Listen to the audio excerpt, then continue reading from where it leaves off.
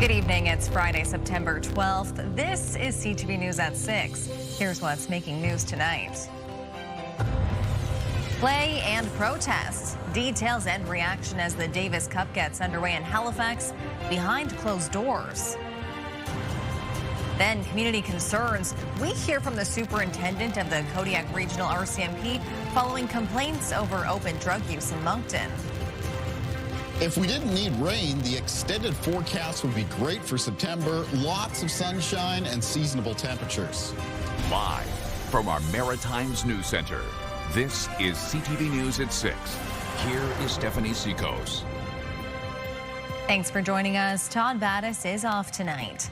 Two Nova Scotia teens convicted in the death of a 16-year-old boy at the Halifax Shopping Centre Parkade were in court today. One for part of his sentencing hearing, the other for allegedly breaching her release conditions. Today marks one step closer to the end of criminal proceedings. CTV's Callum Smith joins us now with more. Callum. That's right, Stephanie. Good evening. Today was day 2 of a 16-year-old's sentencing. He's the one who pleaded guilty to second-degree murder in January. He was 14 when he fatally stabbed Ahmed Al-Marak with a stolen kitchen knife after a group assault. The conviction carries a maximum 7-year sentence, including up to 4 years in custody. Much of today's testimony is under a publication ban. That covers mental health history, family history, and comments he made to experts about the crime. He sat quietly between two sheriffs while witnesses testified virtually today. He's been in custody since April 2024 when he killed Al-Marak. In all, 4 teens have been convicted. One pleaded guilty to manslaughter, while another was found guilty of manslaughter by a judge. The 4th youth, a teenage girl who's now 15 years old, previously pleaded guilty to manslaughter and received a 27-month intensive rehabilitative sentence, mostly consisting of community supervision. But she was taken back into custody 15 days after she got out and was in a different courtroom today for allegations of breaching her release conditions. She admitted to talking to one of her co-accused, her boyfriend, against her no-contact order. He's the one who stabbed Al-Marak. Now, Judge Mark Harima presided over her case and raised frustration to the Crown because the breach hearing didn't conclude today. The girl's lawyer echoing that frustration because the 15-year-old has been back in custody, where she will remain until her next hearing set for October 3rd. The youth broke down into tears, learning she'd stay behind bars until then. Stephanie. Thanks, Callum. CTV's Callum Smith reporting live in the news center tonight. The man convicted for the 1987 murder of a Moncton teenager has been granted day parole. Patrice Mailloux will now spend the next 6 months in a Quebec halfway house. Mailloux was convicted of killing 16-year-old Laura Davis in November 1987 during a robbery at her family's convenience store in Moncton. He was sentenced to life in prison without chance of parole for 20 years in 1988. Mailloux, who is now 70 years old, had been granted parole twice in the past, but he didn't stick to his conditions. In September 2022, Mailloux's parole was cut short after he was unlawfully at large for 3 weeks. As part of his conditions this time around, he is not allowed to enter New Brunswick or have any direct or indirect contact with the victim's family. His parole will be reevaluated in 6 months' time.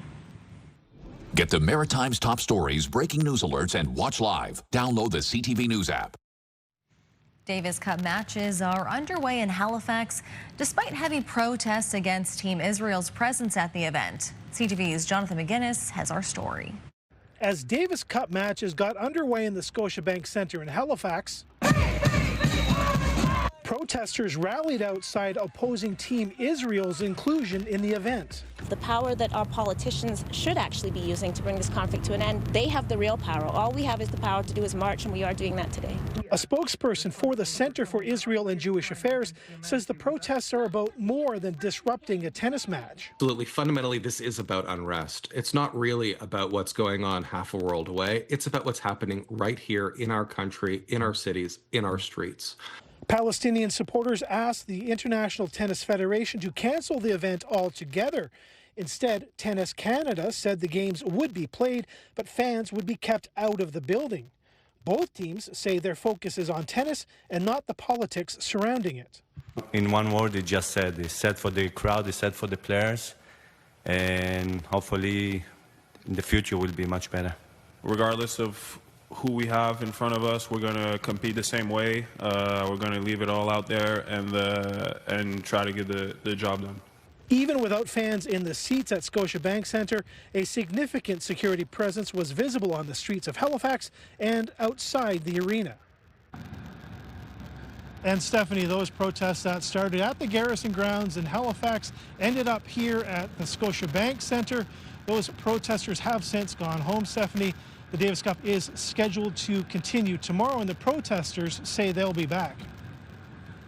Thanks, Jonathan. CTV's Jonathan McGinnis reporting live outside Scotiabank Centre this evening. The comprehensive review of NB Power has been taken directly to ratepayers this week with in-person consultations about the utility's future. CTV's Nick Moore reports. Just the service of debt. In-person sessions about the future of NB Power have already been held this week in St. John, St. Andrews, and Moncton. Today's session was in Fredericton.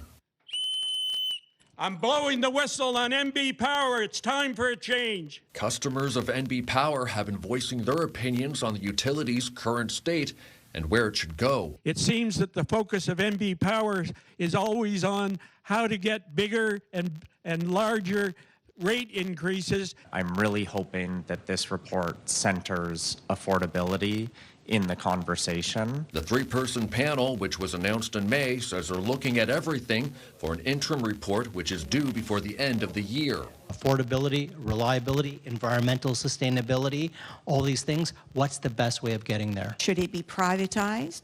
Some are saying perhaps, yes, because they're tired of seeing what they're seeing. But we're seeing the other side too. Keep it, it's ours. It's our uncle. We need it. The panel is set to make final recommendations before the end of March. Ultimately, it will be up to the provincial government to make a final decision. We are not going to be talking about small incremental improvements. We're not talking about shaving a bit off the door so it closes easier. We're talking about bulldozing the wall. There was a bit of insight today on where panel members stand on some topics, including natural gas. It is a green source of energy. And the idea of building a second nuclear reactor, what has been pegged for years as Le Pro 2. We better bloody show we can operate the one we've got before we start talking to someone about building another one. That's a challenge. In-person sessions about the future of NB Power are expected to continue in October for Miramichi, Caraquet, Bathurst, and Edmundston. Nick Moore, CTV News, Fredericton. There's a live look at Charlottetown where it is 16 degrees this evening. That's got our first look at the weather, and for that we go to CTV meteorologist Kaylin Mitchell. Kaylin. Yeah, it looks like the cloud cover's breaking a little bit and around the Charlottetown area and Prince Edward Island. They did have some clouds develop and roll in off the Gulf of St. Lawrence around Prince Edward Island today, and same thing goes for eastern areas of Nova Scotia in the north wind. Being a little bit more exposed to that north wind as well, Prince Edward Island is just a little bit cooler compared to much of the rest of the Maritimes, but temperatures at this hour mostly around the mid-teens. Same thing goes for parts of the north shore of Nova Scotia. Other areas of the region mostly sitting with temperatures in the high teens and the low 20s, and it's clear conditions across much of New Brunswick and in western areas of Nova Scotia. Speaking of those winds, still out of the north, they're being sustained in some cases between around 10 and 25 kilometers per hour. The most blustery winds at this point look like they're in around areas of Cape Breton. Sydney Airport right now reporting a sustained wind near 28 kilometers per hour and a gust near 44. Other wind gusts in the region mostly between 20 and 30. Winds will continue to get a little bit lighter as we move through tonight, and then they change direction in the forecast for tomorrow, becoming more southerly. Over on radar and satellite, so there's the broken cloud cover that we have around parts of the region. It's already clearing up a little bit in around large areas of Cape Breton. Even the breaks in the cloud cover becoming a little bit more extensive around Prince Edward Island, eastern areas of Nova Scotia. Clearing of that cloud cover will continue as we make our way through this evening. We're looking at a little bit more in the way of some clouds, so approaching from the west as we move through the night. That'll be mostly for the province of New Brunswick, and then a mix of sun and cloud for the start of the weekend. Looking at a chance of showers mostly for New Brunswick coming up on Sunday, but I'll talk more about the weekend weather and what's coming up next week a little bit later on. Stephanie. Thanks, Killen. That'll be in about 15 minutes with that full forecast. The city of Moncton wants the RCMP to do more about the open-air drug use in its downtown core. The head of the detachment says they're doing everything they can, but are planning to increase their presence. CTV's Derek Haggett has the story. It's an area of downtown Moncton well known for open-air drug use, and the city wants something done about it. The deputy mayor recently wrote to Moncton's top cop, advising them business owners and citizens are concerned and action is needed. Being homeless, living rough in the community, or being an addict is not a crime, and we can't solve this issue just by enforcing acts and arresting people. The police just announced they will be increasing patrols. One city councillor says open-air drug use has been talked about in council numerous times. It's been rather disappointing, the response from the RCMP with respect to over and over again mentioning what was happening visually on our streets. Charles Legier understands it's a social issue and there's only so much the police can do, but change is needed. It is illegal to do drugs, drink alcohol on our streets. And so if you can't arrest them, at least what you can do is discourage the behavior. We're doing everything we can to educate people on where and where not to consume. We're not going to change an addict's mind of using those illicit drugs. The chair of the Civilian Policing Authority says all crimes, including open drug use, are serious. Obviously, when it's crimes against a person, police have to go and deal with that stuff first. But we want to make sure all crime is being tackled in our community. The head of Moncton's police force believes the downtown core is safe. A random act of violence, we rarely see that. In 6 years that I've been here, I think it's 2 or 3 times where we've had a random act of violence. More Mounties are scheduled to be hired over the next few years. Derek Haggett, CTV News, Moncton. A fire at a scrapyard in Nova Scotia's Kings County kept firefighters busy last night. The fire started before 10:30 at the Valley Waste Resource Management site in Kentville. The fire was in a pile of old fridges, water heaters, and various scrap metal.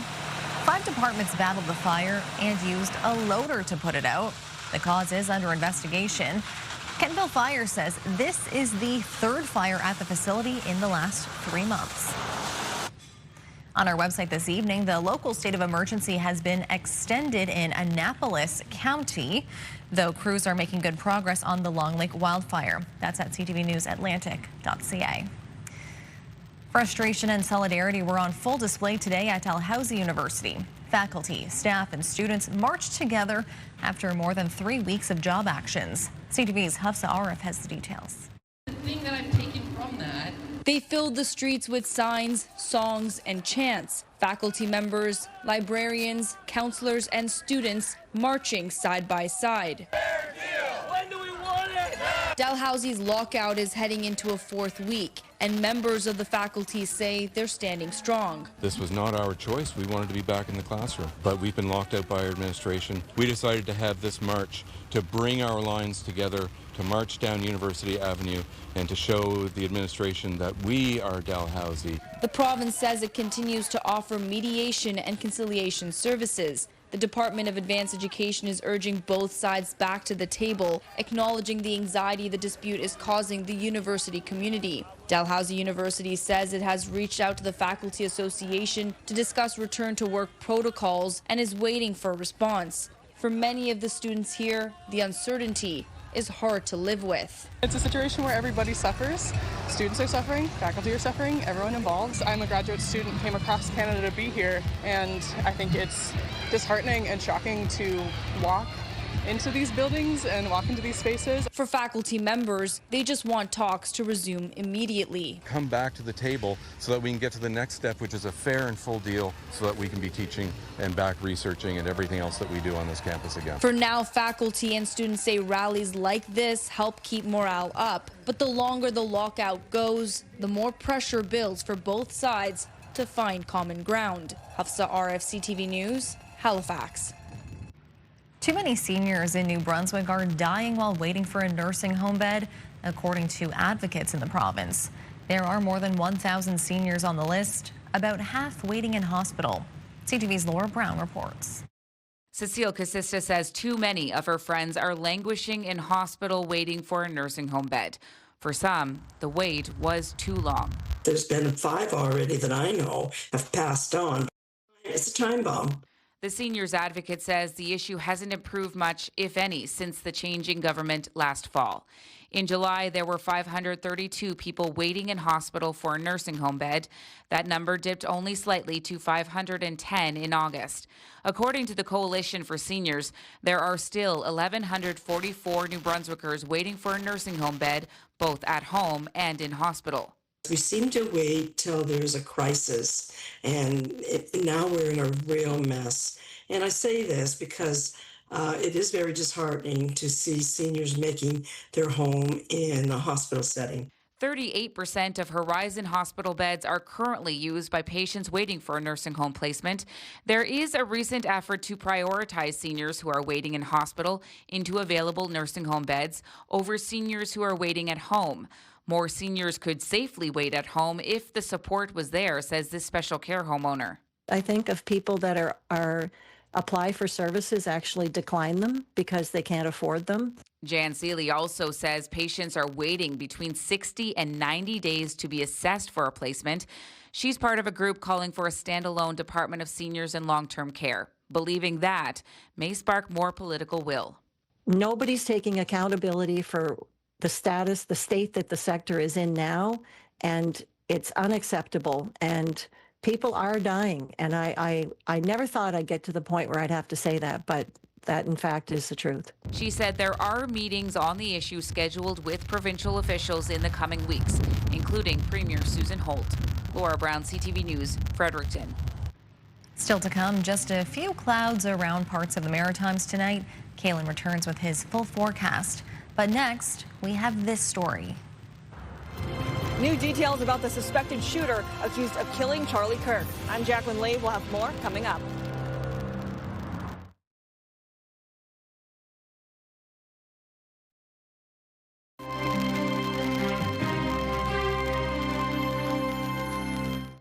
A suspect is now in custody following the shooting death of American conservative political activist Charlie Kirk. Authorities identified that suspect as 22-year-old Tyler Robinson, saying a family member came forward after investigators had released images of a person of interest. ABC's Jacqueline Lee has the very latest.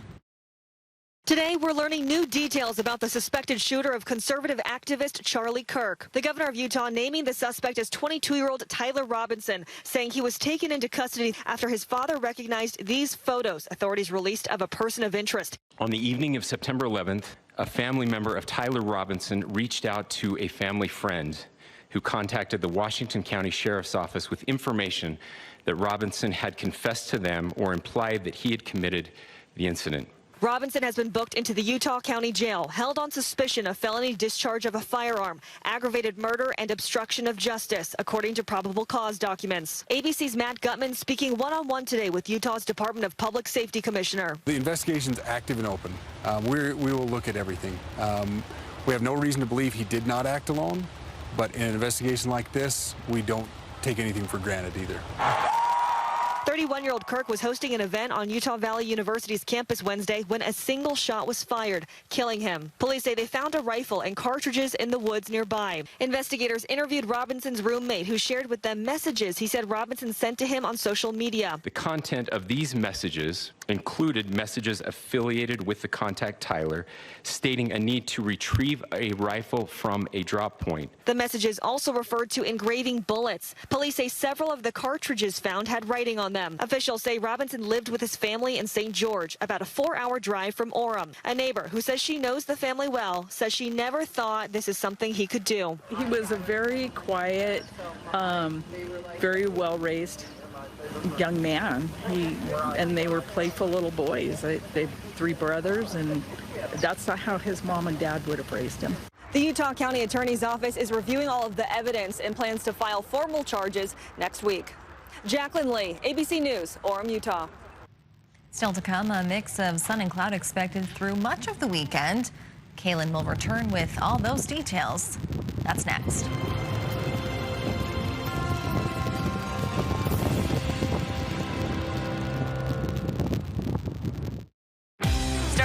morning with us an hour early. We have a fresh new look starting Monday, September 15th, filled with news, weather, and the same laughs you love. Your Morning Atlantic from 6 to 9 on CTV2 and CTVAtlantic.ca.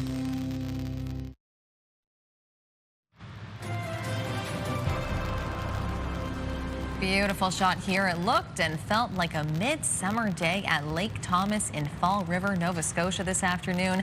It did feel a little bit cooler, maybe around North and Halifax. Out for a walk this afternoon. Yeah. I did need a jacket. Yes. I guess maybe need is not the right word. There was just enough of that coolness in the air that fall is right around the corner. I was about to say, don't you kind of like breaking out the jacket every once in a while this time of the year? When I do. That little fresh feel, that little bit of a breezy wind, maybe starting to stir the leaves around a little bit. I mean, I don't want to rush us through our late summer weather, but I do enjoy those type of conditions. Would also enjoy seeing some rain, but there's not a lot of that in the forecast. I'll talk more about that in a moment. Let's take a quick look at weather conditions, though, across the country, beginning out west. Fairly mild temperatures around the south coast of BC. We've got 17 degrees in Victoria right now and 21 degrees in Vancouver with a mix of sun and cloud. Much warmer in parts of the prairies, especially Alberta, Edmonton, sitting at 27 and Fort McMurray at 29 degrees. Big ridge of the jet stream has been positioned over western parts of the country over the past few days, keeping temperatures warmer, even in parts of Saskatchewan and Manitoba, with Winnipeg sitting at 26. It's also 26 with sunshine right now at Windsor in Ontario, Ottawa sitting at 21, and Montreal at 20 degrees, Quebec City at 18. Temperatures have come up a little bit for Labrador City, now sitting at 13 degrees, 9 at Happy Valley Goose Bay. St. John's right now, Newfoundland reporting some rain, 10 degrees. Charlottetown's cooler in the north, wind around the Maritimes 15, Halifax at 16, and Fredericton a little bit more sheltered from the north wind, sitting at 22. Taking a look at our timeline for cloud cover and precipitation. So we do have an area of broken cloud cover around PEI in eastern areas of Nova Scotia. That's going to continue to clear up a little bit as we make our way through this evening. During the overnight, there'll be some cloud cover that increases from the west of the region. There'll also be a chance of some patchy fog developing tonight. Any fog patches around for the start of the day on Saturday will be dissipating as we make our way into the afternoon. Throughout the day, mostly expecting a mix of sun and cloud as a bit more of that cloud cover moves in from the west. But again, no precipitation expected out of that for Saturday. As we head through Saturday evening and Saturday night, expect cloudy periods around the Maritimes. And then on Sunday, a low pressure system making its way through northern parts of the St. Lawrence River Valley in Quebec. Looks like it might get close enough to bring the associated weather front with that system down into parts of New Brunswick. So on Sunday, chance of scattered showers for that province, a mix of sun and cloud for PEI and Nova Scotia. Winds in the forecast for tomorrow will become southerly, mostly out of the south for PEI, Nova Scotia, southwest for New Brunswick, sustained 10 to 20 kilometers per hour. Maybe a few occasional gusts between 20 and 40. Low temperatures in the forecast for tonight for New Brunswick, falling into range around 4 to 9 degrees. For Prince Edward Island tonight, most low temperatures between 8 and 11. And for Nova Scotia tonight, a lot of low temperatures between 7 and 12 degrees. Few parts of the Atlantic coastline a little bit milder, closer to 14, including Lunenburg. Highs in the forecast for tomorrow across northern New Brunswick between 18 and 21 with that mix of sun and cloud. Northern and central parts of the province can expect high temperatures mostly in the high teens and low 20s. For Prince Edward Island tomorrow, the high temperatures in the afternoon between 18 and 20 degrees with a mix of sun and cloud. Cape Breton tomorrow with high temperatures in the high teens and low 20s around the north shore of mainland Nova Scotia, including 21 near Tatamagouche, and 18 degrees for Ecum-Secum on the eastern shore. 20 for Amherst, 21 for Truro, and 20 degrees for the city centers, Halifax and Dartmouth, 18 around Chester and Lunenburg, so a little bit cooler there. 21 at Bridgewater, though, 19 at Yarmouth, and then 20 degrees for the Annapolis Valley with a fair bit of sunshine expected. In the 7-day outlook for New Brunswick, coming up on Sunday, there's scattered showers because of that front moving in, but it's high pressure that follows in behind that for the start of next week. So back to mostly sunny conditions Monday, Tuesday, Wednesday of next week. Still looking like temperatures could be on the mild to warm side by September standards, that Wednesday, Thursday time frame, maybe high temperatures in the mid-20s. For Nova Scotia in the forecast, coming up for the end of the weekend on Sunday, it's a mix of sun and cloud, and same thing goes for the start of next week, high temperatures in the low 20s. Sunshine in the forecast for Tuesday and Wednesday, and temperatures warming up a few degrees towards the middle part of next week, a mix of sun and cloud for Thursday and Friday. And for Prince Edward Island, the forecast coming up on Sunday, mix of sun and cloud during the day, high near 21, a chance of some showers Sunday night. After that, Monday, a mix of sun and cloud with sunshine in the forecast for Tuesday. Mostly sunny conditions for Wednesday and Thursday, and a mix of sun and cloud on Friday. Stephanie. Thanks, Kaylin, and we'll check in with you later for the wake-up weather. And next, we'll talk about some fascinating research taking place in Halifax into black holes and the new funding from the Canadian Space Agency. And we have this story. My name is Andy Hines. I'm Adam Baldwin from 3 Fathoms Harbor. We're going to be talking about our feature film, Little Lorraine, screening this weekend at the Atlantic International Film Festival. We'll let you know a little more about it coming up later. Mornings with Crash and Sarah Betts. Big weekend here in Fredericton as we finish with Harvest Music Festival all weekend long. And on Monday, we've got our $20,000 winner, the first one coming up with Dream Big.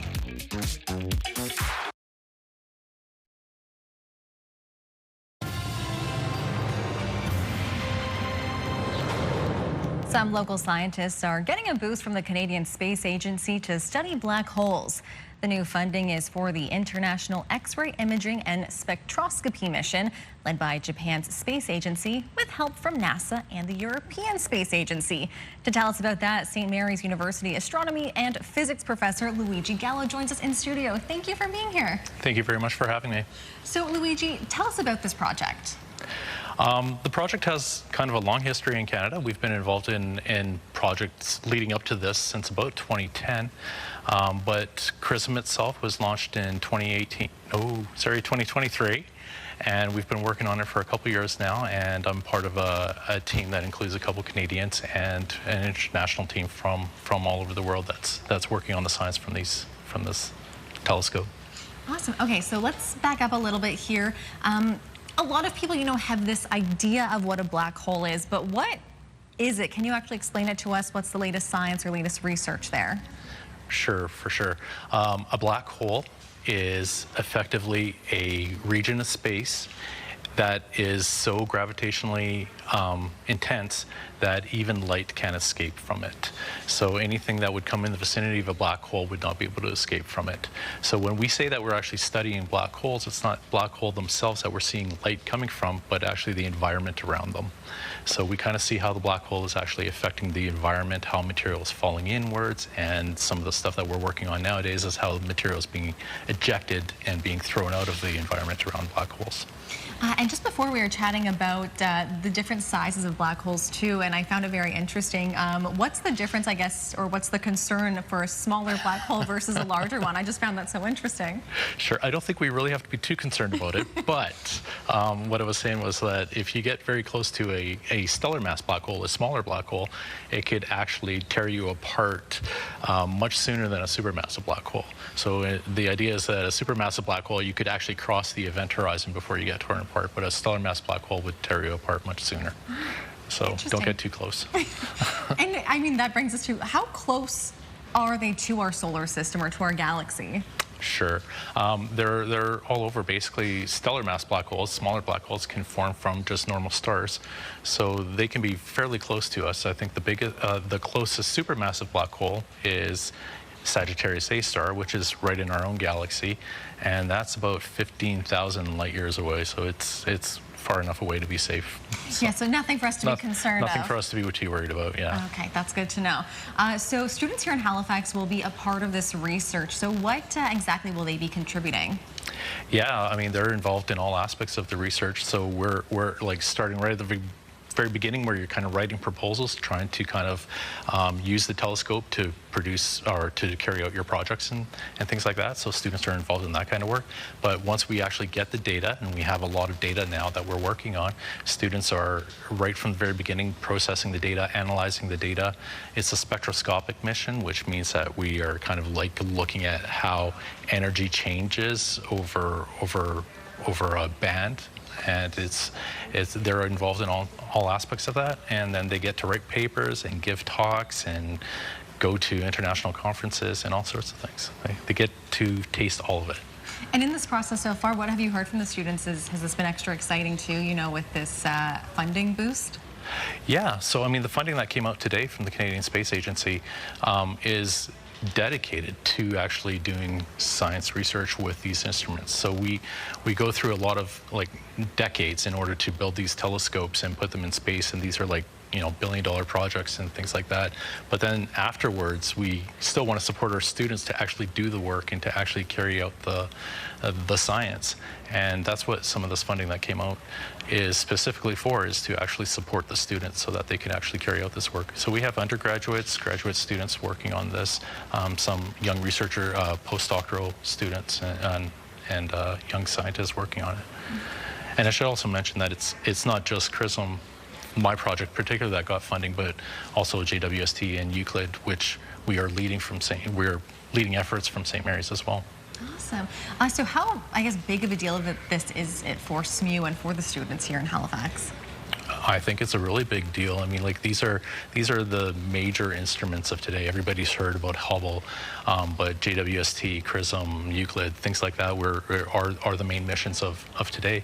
And students in Atlantic Canada are at the forefront of this new discovery space and leading efforts.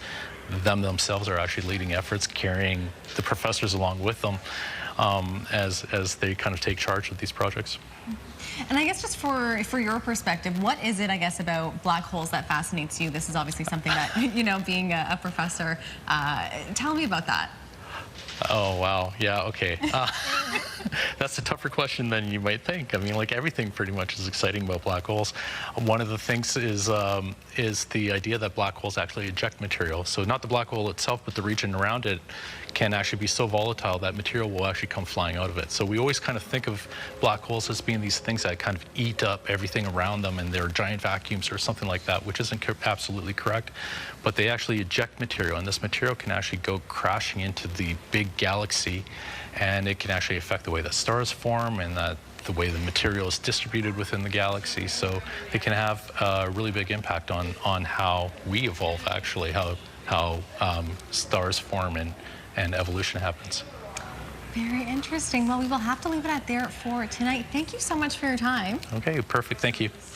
That was St. Mary's University astronomy and physics professor Luigi Gallo. We'll take a short break now. Plenty more on the other side.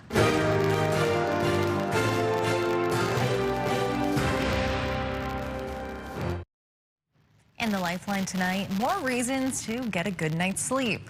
CTV's Amanda Devison has more.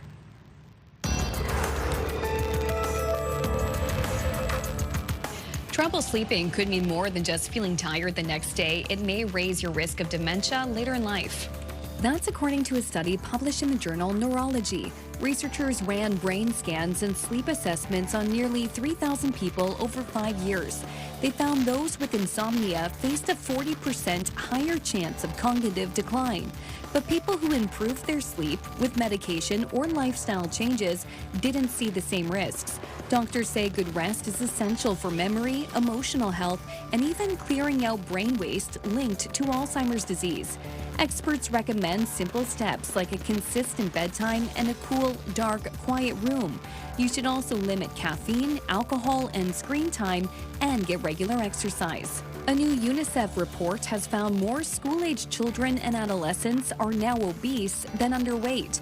Researchers say obesity exceeds underweight in all regions of the world except sub-Saharan Africa and South Asia. The highest rates of obesity are seen in some Pacific Island nations, Chile, the United States, and the United Arab Emirates. Researchers noted in high-income countries, children from poorer households were more likely to be overweight, likely due to unhealthy diets. However, in low-income countries, it was the opposite. Children from wealthier families who could afford larger quantities of food were also more likely to be overweight. Finally, stateside, the U.S. Food and Drug Administration has approved large-scale human trials of pig kidney transplants. The biotech company eGenesis says its gene-edited pigs are bred so their organs are more compatible with humans.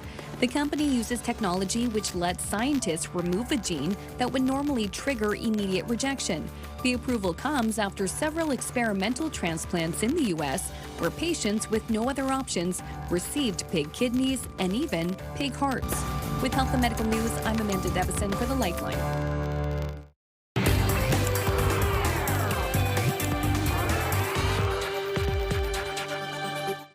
We're on the scene now, and we are into day 3 of the Atlantic International Film Festival. And tonight we highlight another must-see film. As CTV's Katie Kelly shows us, Little Lorraine is a true crime thriller and the feature film debut for a local filmmaker who's bringing the Hollywood experience home. There's a gold mine out on the ocean and a lighthouse in Little Lorraine. On Adam Baldwin's latest album, you'll find Lighthouse in Little Lorraine. I heard a story from a fellow whose father owned a funeral home in Lewisburg, and he told me his brothers were smuggling dope in off the Atlantic Ocean and stuffing the caskets at his father's funeral home full of hash and whatever else. And then I just thought that was the most insane thing to hear a funeral director tell you. That wild tale became not only a song, but the seed of a feature film. Perseverance, the human condition, it's about family. Andy Hines says hearing it sparked something in him. I listened to this song one time and I saw the whole movie. And, you know, it just opened up this sort of floodgate for me of creativity, which was, you know, I couldn't ignore it. The Nova Scotian filmmaker has made a career working alongside global music stars. I've had a wonderful time over the last decade or so just working with you know, just incredible musicians and artists from around the world. And I've really had the opportunity to cut my teeth in a way that prepared me for what I'm doing now. He's about to debut his first feature film, Little Lorraine, inspired by Baldwin's song. And then when there was a script, I just sort of, I went through it with a sort of fine-tooth comb to make it sound like, you know, make the dialogue sound like the people that I know from Lewisburg. My Uncle Hector, basically. There's a little bit of Uncle Hector in every single character in that film, and I love that it was shot exactly where it was supposed to happen, and I just hope, for the love of God, that people do not forget about this beautiful part of the world. The project not only features many Maritimers, it also drew an impressive cast to Cape Breton. This is J Balvin, the Latin superstar's debut acting role. Truthfully, I was stunned the amount of people that descended on my father's hometown of Lewisburg. The scale of the whole thing was outrageous. It's the most exciting thing that's happened in Lewisburg in 30 years. And I mean that legitimately. Andy, what do you hope people love about this movie? I hope they love Nova Scotia. I hope they love the performances and the story and seeing something that's set in a place they can relate to with characters and people that they can relate to. After making its debut at TIFF earlier this month, Little Lorraine is now set to shine at home. For my first movie to premiere at one of the top 3 film festivals in the world is incredible, and it's a dream come true. But to be at the Atlantic International Film Festival, where I'm from, and to have this film with, you know, my longtime pal Adam as the source material and all this, you know, there's so many things that make playing in Halifax like a real dream.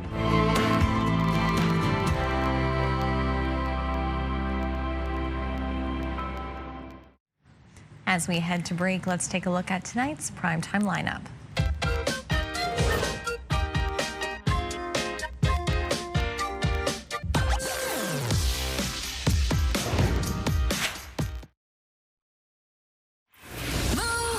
Mornings with Aaron and Peter.